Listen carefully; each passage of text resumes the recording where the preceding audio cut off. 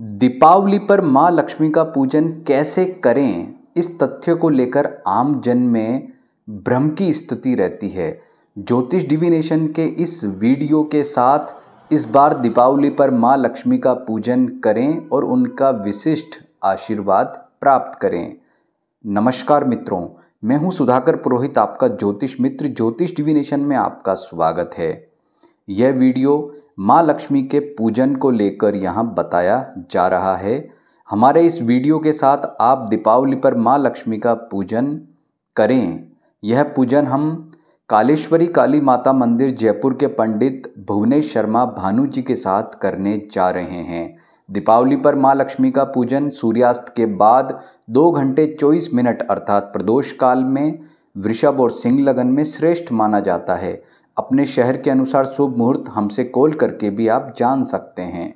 दीपावली पर माँ लक्ष्मी के पूजन से पहले पूजन स्थल को पवित्र करके चौकी अथवा पाटे पर लाल वस्त्र बिछाकर उस पर चावल से ऐसा अष्टदल कमल बनाएं जो आपको वीडियो में दिख रहा है। माँ लक्ष्मी, भगवान गणेश, माँ सरस्वती के चित्र वाला फोटो आप लगा सकते हैं या फिर पाना लगा करके भी आप पूजन कर सकते हैं। फोटो भी लगा सकते हैं या फिर अगर आपके पास में विग्रह यानी कि मूर्ति अगर आपके पास है तो उसकी स्थापना कर भी आप दीपावली का पूजन कर सकते हैं। साथ ही माँ लक्ष्मी के प्रतीक श्रीयंत्र, दक्षिणावर्ती शंख, कोड़ियाँ, कुबेर यंत्र, चांदी अथवा सोने के सिक्के एवं मुद्रा स्वरूप में कुछ रुपए भी पूजन स्थल पर रखें। अब पूजन सामग्री एकत्रित कर लें। पूजन सामग्री में प्रमुख रूप से रोली, मोली, चावल, धूप या अगरबत्ती, दीपक, इत्र, सिंदूर, चंदन, अबीर, गुलाल, यज्ञोपवीत या जनेव, नैवेद्य में मिठाई जो एक से अधिक तरह की भी हो सकती है, फल, फ्रूट्स यानी कि वह भी आप एक से अधिक तरह के जो है पूजा में प्रयोग कर सकते हैं, पान, पुष्पमाला, पुष्प, पंचामृत। पंचामृत से तात्पर्य होता है दूध, दही, घी और शहद तथा चीनी मिलाकर के पंचामृत बनाया जाता है। सुपारी, लौंग, इलायची इत्यादि आप सामग्री एकत्रित करके अपने पास में रख लें। अब पूजन प्रारंभ करना है। सबसे पहले अपने दाएं हाथ में जल लेकर आचमन करें और पवित्रीकरण करें। आपके साथ में जितने भी लोग बैठे हैं वे सभी इस प्रक्रिया को दोहरा सकते हैं। वे अपने दाएं हाथ में लेकर के आचमन करें। आचमन करने के बाद में हाथ पर जल डाल करके पवित्रीकरण करें और उसके बाद में सभी का पवित्रीकरण करके शुद्ध हो जाएं। उसके बाद में सबसे पहले पृथ्वी माँ का पूजन करना यानी कि पृथ्वी माँ का जो है प्रणाम करें।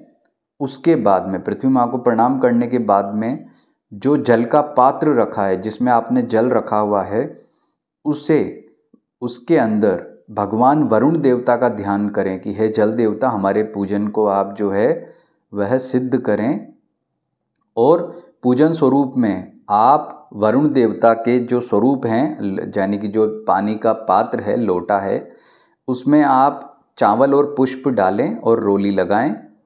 उसके पश्चात आपके दाईं ओर घी का दीपक और बाईं ओर तेल का दीपक रखें और दीपक प्रज्वलित करने के बाद में अग्नि देवता का पूजन करना है। पूजन में आपको वही प्रक्रिया दोहरानी है कि जो हाथ में आपके जो राइट हैंड है यानी कि दाएं हाथ में अक्षत यानी कि चावल, पुष्प लेकर के आप इन दोनों दीपक पर छोड़ें और अग्नि देवता को प्रणाम करें। दीपक प्रज्वलित करते समय अग्निदेव का स्मरण करें और पुष्प और चावल चढ़ा दें। अब यदि आपको भद्र सूक्त का पाठ आता हो तो आप करें, अन्यथा अपने बाएं हाथ में चावल लेकर दाएं हाथ से यह बोलते हुए चढ़ाएं, मैं भगवान गणपति को नमस्कार करता हूँ। अब चावल चढ़ाएं।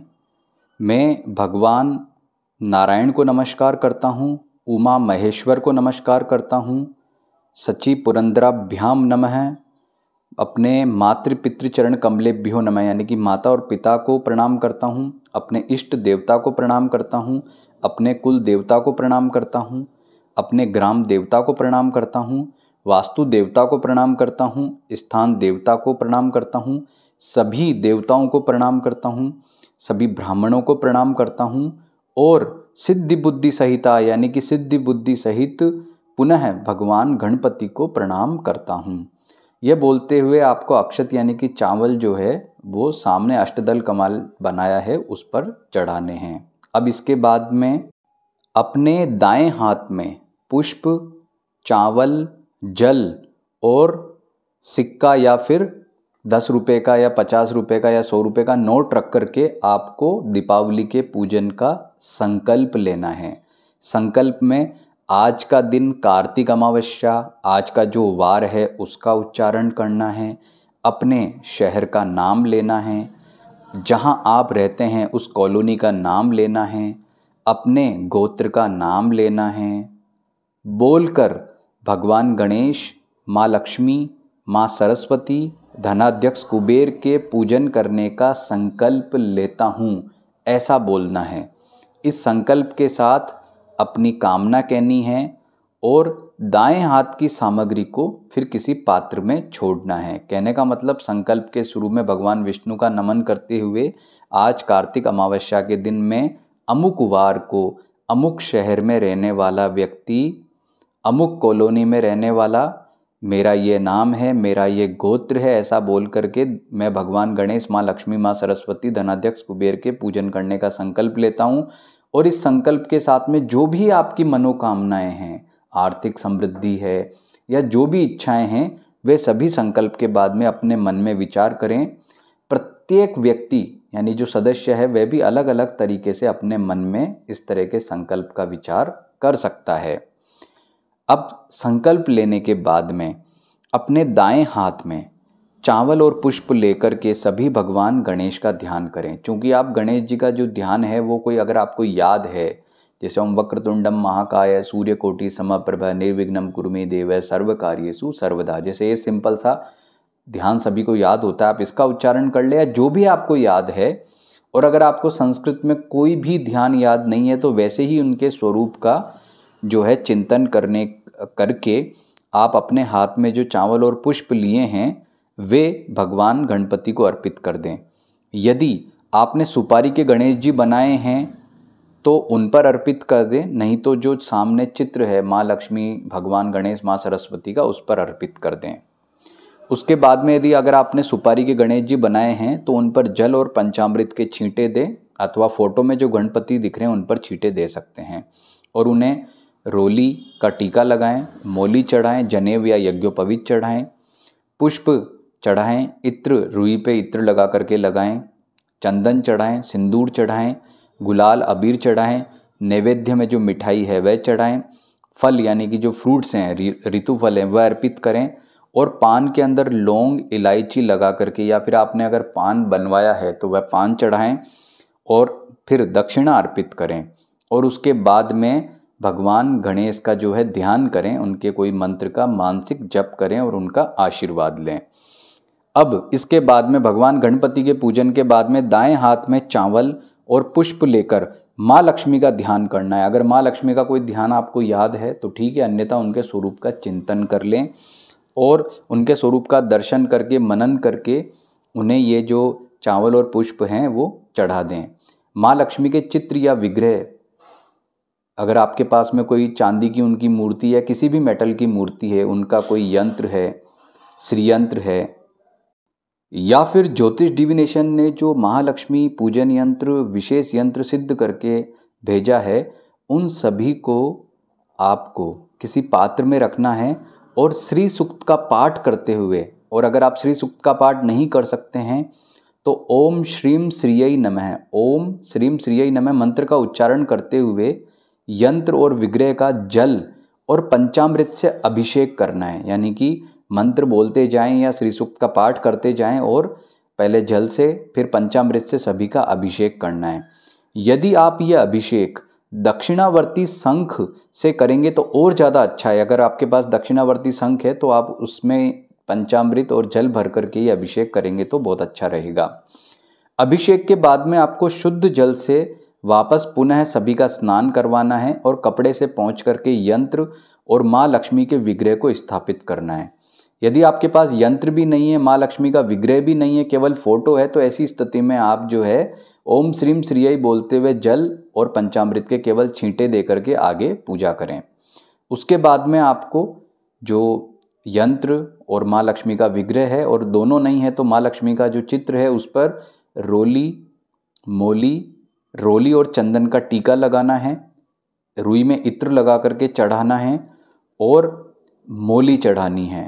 उसके बाद में चावल, गुलाल, अबीर, नैवेद्य में जो मिठाई आपने जितने भी तरह की मिठाई रखी वह चढ़ानी है। फल, पान, माला,